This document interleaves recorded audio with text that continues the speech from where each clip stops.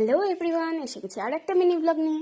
ভিডিওটা ছিল দোলের দিনে। দোলের দিন সকালবেলায় উঠে সব কাজ টাজ করে রেডি হয়ে আমরা চলে গিয়েছিলাম কালদিঘি পার্কে। সেদিন ওখানে বসন্ত উৎসব হচ্ছিল। তারপর সকাল সকাল রেডি হয়ে দেখো যেতে যেতেই কেউ একজন রং মাখিয়ে দিয়েছে। তারপরে এই যে দিদিভাই এসেছিলো, আমরা সবাই মিলে গেছিলাম, সবাইকে আর একসাথে ভিডিও করা হয়নি।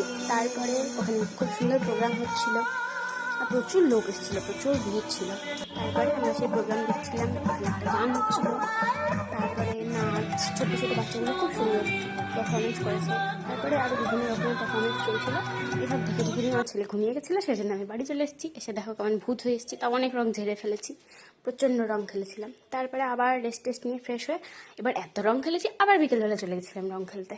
দেখো রং খেলে সব দেখি গিয়ে ভূত হয়ে সেজে নাচছে। তারপরে এবার আমাদের ভূত হওয়ার পালা, ব্যাস আমরা ভূত হয়ে গেছি রং খেলে। আর এই নিয়ে এখন আমরা আবার নাচানাচি করে বাড়ি এসে আবার রং তুলবো, ব্যাস এইটুকুই। আর কোনো ব্লগ করা হয়নি।